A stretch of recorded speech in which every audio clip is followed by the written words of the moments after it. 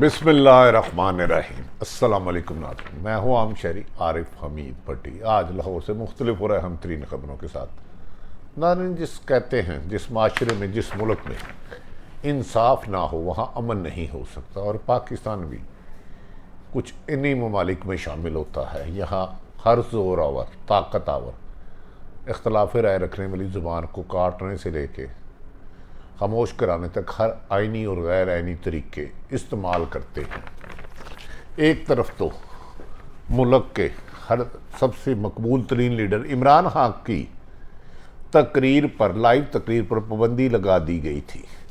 दूसरी तरफ गुज़श्ता रोज़ साबिक़ वज़ीर आज़म मोहतरम, जिन्हें सुप्रीम कोर्ट से सज़ा याफ्ता थे,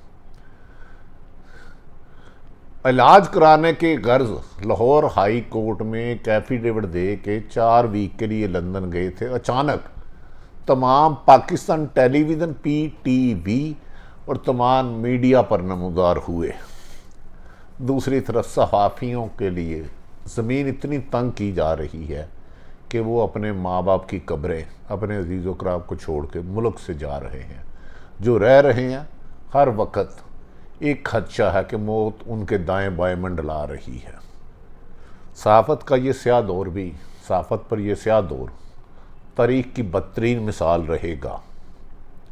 खैर, एक तरफ तो आप जानते हैं सैलाब की तबाहकारियों की वजह से पाकिस्तान में इस वक्त तबाही का आलम है, लेकिन दूसरी तरफ सियासी हुक्मरान वक़्त अपने मुखालफ को ताकतवरों की पुश्तपनाही की वजह से कुचलने के लिए किसी के पाबंदी लगा रही है, किसी को ऑफेयर करा रही है, किसी को नौकरी से निकलवा रही है, और तो और इमरान खान पर दहशत गर्दी समेत संगीन मुकदमा दर्ज करा दिए। खैर नाज़रीन, आज इस्लामाबाद हाई कोर्ट ने इमरान खान की जो ज़ुबान बंदी की पहली कोशिश थी नाकाम कर दी। पैमरा का हुक्म मुअत्तल कर दिया। मोहतरम ऑनरेबल चीफ जस्टिस अतर मनीला साहब ने, पैमरा ने एक नोटिस भेजा था कि आप उनको लाइव नहीं दिखा सकते। लाइव क्या, रिकॉर्डिंग भी, फिर उस पर भी पाबंदी लगा दी गई। जिसने इख्तलाफ किया और कुछ गलत कामों की निशानदेही की, उसकी ज़िंदगी अजाब बना दी जा रही है। मुल्क की सियासत में एक बार फिर ऑडियो लीक की गूंज, PTI को मुल्क दुश्मन पार्टी करार देने की कोशिश की जा रही है। ऑडियो और वीडियो लीक का खेल सियासत में बहुत पुराना है। ये किसके पास होती हैं ये बहस नहीं, ये लीक कौन कराता है ये बहस है। लेकिन खैर, इस कोशिश में क्या इमरान खान को मुख्तलिफ इशू खड़े करके, कभी ऑडियो लीक, कभी ममनू फंडिंग, कभी FIA, कभी इलेक्शन कमीशन, क्या इमरान खान को पाबंदी लगा कर मुल्क को क्राइसिस से निकाल लेंगे? दूसरी तरफ IMF की बोर्ड मीटिंग का पाकिस्तान को आज डील मिल जाएगी का कभी इम्कान है? क्या हम कर्ज़े लेकर जश्न मनाते रहेंगे और कर्ज़े के सूद अदा करने के लिए कर्ज़े लेकर सूद मनाते रहेंगे? ये फ़ैसला तो अवाम ने करना है। हाकिम वक़्त तो जो भी आए उसने अपना आप बनाना है और चले जाना है। यहाँ अदारे कानून से बाला हैं, शख्सियात अदारों से ताकतवर हैं। वो इख्तलाफ राय को बगावत और मुल्क दुश्मनी करार दे देते हैं। शायद जिसको वो इल्ज़ाम लगाते हैं वो उनसे ज़्यादा मुल्क पर अपनी जान निसार कर रहा हो, मुल्क में उसकी जानो माल कुर्बान करता हो, लेकिन ये ताकत है। ये ताकत का धंधा बड़ा खौफनाक है। तकब्बर इसलिए कहते हैं अल्लाह की चादर है। नाज़रीन, आज तहरीक इंसाफ के चेयरमैन और साबिक़ वज़ीर आज़म इमरान खान को इस्लामाबाद को हाई कोर्ट से बहुत बड़ा रिलीफ मिल गया, जिस पर हुकूमत परेशान है कि अब दोस्त धांधली से उनकी कवरेज रुकानी है। इस्लामाबाद हाई कोर्ट ने इमरान खान की तकरीर TV चैनल पर नशर करने की पाबंदी का हुक्मनामा फौरी तौर पर मुअत्तल कर दिया, और काफ़ी आर्गूमेंट के बाद जज साहब ने यह हुक्म सादर फरमाया।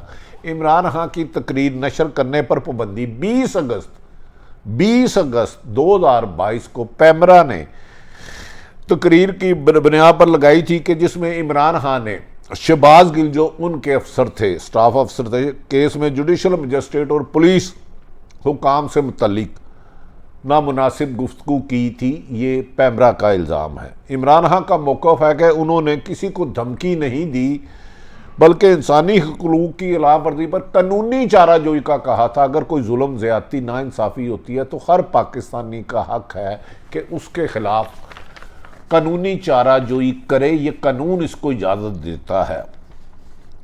लेकिन बहरहाल ताकतवर हमेशा कानून उसको कहते हैं जो उनकी ख्वाहिश हो। पैमरा का नोटिफिकेशन फौरी तौर पर मुअत्तल होने के बाद आज इमरान खान की सैलाब मुतासरीन की इमदाद के लिए टेलीथॉन बराह रास्त नशर की जा सकेगी। क्या इसको भी किया जा सकेगा या फिर ताकत का इस्तेमाल किया जाएगा, अभी ये वक्त कुछ देर में वाज़िया हो जाएगा। और दुनिया में इनकी आवाज़ मौसर तरीके से पहुँचेगी। अगर वो होते हैं तो फंड रेजिंग सैलाब ज़दगान के लिए हो रही है, पाकिस्तान के मुसीबत और तकलीफ़ के मारे हो रही है, जिनके घर और गाँव सफ़ा हस्ती से मिट गए, बच्चे बिछड़ गए, हज़ारों लोग जान बहक हो गए, लातदाद जानवर चले गए।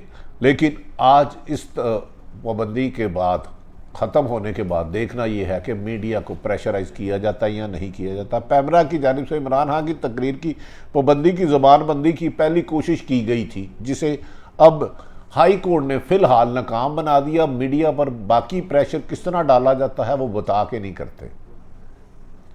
अभी इसी तकरीर पर इमरान खान के खिलाफ तौहीन अदालत का केस इस्लामाबाद कोर्ट में भी ज़ेरे समात है। इस्लामाबाद कोर्ट में भी ज़ेरे समात है, FIA में भी चल रहा है और उसके बाद मुख्तलिफ थानों में 20 से ज़्यादा मुकदमात हैं। इलेक्शन कमीशन में भी चल रहा है, नैब में भी चीज़ें चल रही हैं। लगता है कि हुक्मरानों के लिए, जो 13 जमातों का इत्तेहाद है, उनके लिए एक ही मसला है, इमरान खान। लेकिन नाज़रीन, इमरान खान का क्या कसूर था? उसने अमेरिका को एब्सोल्युटली नॉट कहा। अब 2 दिन पहले अफ़गानिस्तान के वज़ीर ने इल्ज़ाम लगाया है कि पाकिस्तान की हदूद इस्तेमाल हुई है उन पर ड्रोन हमला करने पर। क्या पाकिस्तान की हुई है? इसका जवाब तो वज़ारत ख़ारजा दे सकती है, लेकिन एक ये संजीदा है क्योंकि पाकिस्तान ने इस जंग में, अमेरिका की जंग में 80,000 शहादतें और अरबों रुपये का नुकसान कराया है। इमरान खान की तकरीर अब देखते हैं कि वो करते हैं कि नहीं करते। लेकिन इमरान खान के कसूर ये था कि उन्होंने आज़ाद खारजा पॉलिसी बनाई, गुलामियत की जंजीर तोड़ी। उनकी हुकूमत कोई बहुत मेयारी नहीं थी, उनमें करप्शन का खात्मा नहीं हुआ था। लेकिन इन दोनों, पाकिस्तान पीपल्स पार्टी और नून लीग, 40 साल से रहने वालों को जेल में डाला, जिसकी वजह से पादाश में अमेरिकन रजीम के तहत उनकी हुकूमत चेंज हो गई। नाज़रीन, इसके अलावा इमरान खान पर ना सिर्फ ये हुआ बल्कि दहशत गर्दी के मुकदमात भी दर्ज किए गए। क्या चारों तरफ से घेरा डाल के इमरान खान को नहल करके ये हुकूमत अवाम के दिलों में राज कर सकती है? बज़ाहिर इसकी उम्मीद नज़र नहीं आती। नाज़रीन, खैर, जो दहशत गर्दी का केस है, इस पे बारे में संजीदा कहा जाता है और दहशत गर्दी कोर्ट में भी केस है, जिसकी वो 1 सितंबर को ज़मानत पर हैं। क्या वो एक्सटेंड करते हैं या बेल रिजेक्ट करती है, ये यकीनन जज साहब फैसला करेंगे। इसलिए इमरान खान को पहले से बहुत ज़्यादा मोहतात होना होगा, क्योंकि इनके खिलाफ मज़ीद वार हो सकते हैं। क्योंकि 13 जमातें जो एक दूसरे की खून की प्यासी माजी में रही हैं, ये सब एक हो चुके हैं। लेकिन अवाम में इमरान खान की बढ़ती हुई मकबूलियत को दबाने के लिए 13 जमातें जमहूरियत का भी कत्ल कर रही हैं और आज़ादी सहाफ़त का भी कत्ल कर रहे हैं। क्या इमरान खान को पाबंदी लगाया जा सकेगा? ये तो अब हुकूमत के ज़राए कहते हैं कि इमरान खान पर हर हाल में पाबंदी लगेगी। आज एक और ऑडियो लीक हुई, उस पर भी सीधे ही पाबंदी का इल्ज़ाम लगा दिया। दूसरी तरफ पाकिस्तान की सियासत में हस्बे मामूल वीडियो के मास्टर, ऑडियो के मास्टरों ने आज फिर एक ऑडियो लीक की गूंज इस वक्त पूरे पाकिस्तान में सुनाई दे रही है। साबिक वज़ीर ख़जाना शौकत तरीन की ऑडियो कॉल से चाय की प्याली में तूफ़ान लाने की कोशिश की जा रही है और कोशिश की जा रही है कि PTI को आज ही मुल्क दुश्मन करार दे दिया जाए, आज ही गद्दार करार दे दिया जाए और हुकूमत की नाइंसाफ़ियों की निशानदही करने वालों को भी, साफ़ियों के लिए भी ज़िंदगी की जगह तंग कर दी जाए, महदूद लिमिट कर दी जाए। शौकत तरीन ने पंजाब और KPK के वज़ीर ख़जाना को टेलीफोन किया और उस मुबैना ऑडियो के मुताबिक के साबिक वज़ीर ख़जाना शौकत तरीन ने KP के और पंजाब के वज़ीर ख़जाना को टेलीफोन किया और इन्हें सिर्फ इतना कहा कि नाज़रीन, उन्होंने ऑडियो लीक की गई है, उसके मुताबिक IMF की यकीन दहानियों कराई गई थी वो सैलाब से पहले की हैं। आप इनसे मज़ीद रियायत मांगे ताकि अवाम पर बोझ कम से कम डाला जा सके।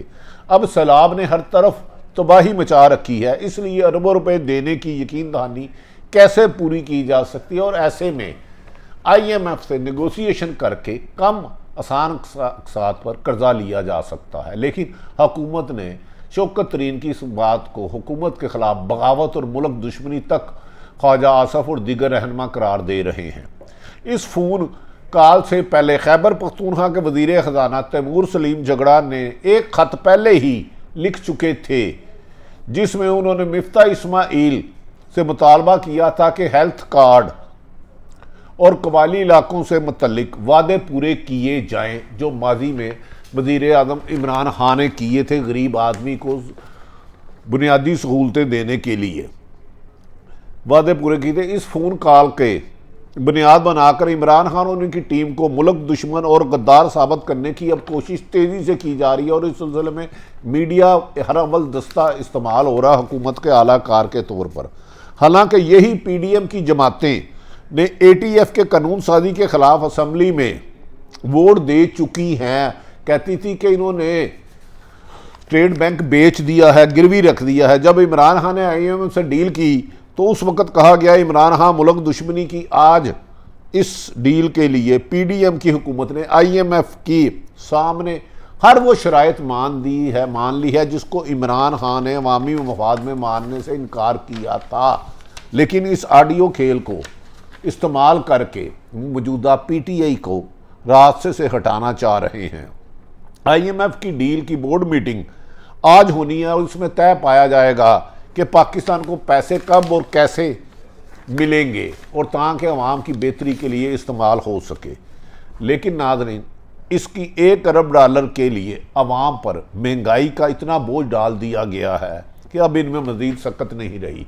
IMF ने पाकिस्तान पर फिर एक दफ़ा दोबारा बिजली की कीमत में इजाफे की शर्त रखी है, पेट्रोल की कीमत में इजाफे की शर्त रखी है और मज़ीद टैक्सेस लगाने की शराइत रखी है जिसे हुकूमत ने तस्लीम कर लिया है। हम हुकूमत की नीयत पे शक नहीं करते, लेकिन इस सैलाब के बाद की सूरत हाल हुकूमत को चाहिए कि वो IMF के साथ मुज़ाकरत करे और कहे कि हमारा 60% हिस्सा तूफ़ान से तबाह हो गया है, अरबों खरबों डॉलर का नुकसान हो गया, हमारे हज़ारों जानें चले गई हैं। ऐसे में हम आपकी मज़ीद सख्त शराइत पूरी नहीं कर सकते। और दूसरा नाज़रीन, सबसे बड़ा सवाल है, मुल्ला उमर के साहबजादे और अफ़गानिस्तान के वज़ीर ने इल्ज़ाम लगाया है कि वो अफ़गानिस्तान में जो ड्रोन हमला हुआ उसमें पाकिस्तान की हदूद या फ़िज़ाई रास्ते को इस्तेमाल किया गया है। इसकी फौरी तौर पर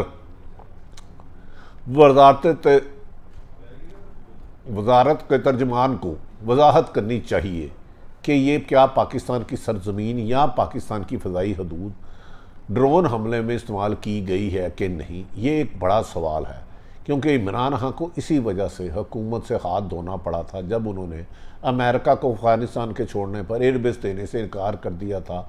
और वो एक अमेरिकन मरासला आया था जिसमें रजीम चेंज के तहत कहा गया था कि इमरान खान के ख़िलाफ़ अदम एतमाद कामयाब हो गई तो अमेरिका माफ़ कर देगा, वरना सख्त हालात होंगे। नाज़रीन, मुल्क की मौजूदा सारी सूरत हाल आप तक रखी।